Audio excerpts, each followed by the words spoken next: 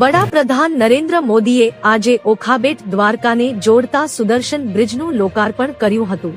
ત્યારે બાદ વડાપ્રધાને દ્વારકામાં સ્કૂબા ડાઇવિંગ કર્યું હતું। વડાપ્રધાન દ્વારા પચકુઈ બીચ પર પહોંચ્યા હતા, જ્યાં તેઓએ સંગમ ઘાટ પાસે સ્કૂબા ડાઇવિંગ કર્યું હતું।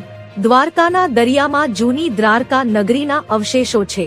દ્વારકામાં વડાપ્રધાન મોદીની સ્કૂબા ડાઇવિંગને લઈ ચુસ્ત સુરક્ષા વ્યવસ્થા ગોઠવવામાં આવી હતી। વડાપ્રધાન 4 જાન્યુઆરીના રોજ લક્ષદ્વીપની મુલાકાતે હતા।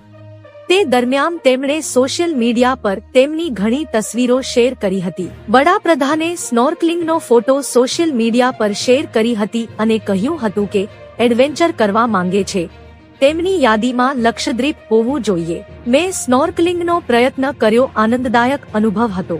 વડાપ્રધાને લક્ષદ્વીપ મુલાકાત દરમિયાન અનેક તસવીરો શેર કરી હતી, જેમાં તેઓ બીચ પર ખુરશી પર બેઠા છે, તેમજ તેઓ લક્ષદ્વીપની કુદરતી સુંદરતાના વખાણ પણ કર્યા હતા।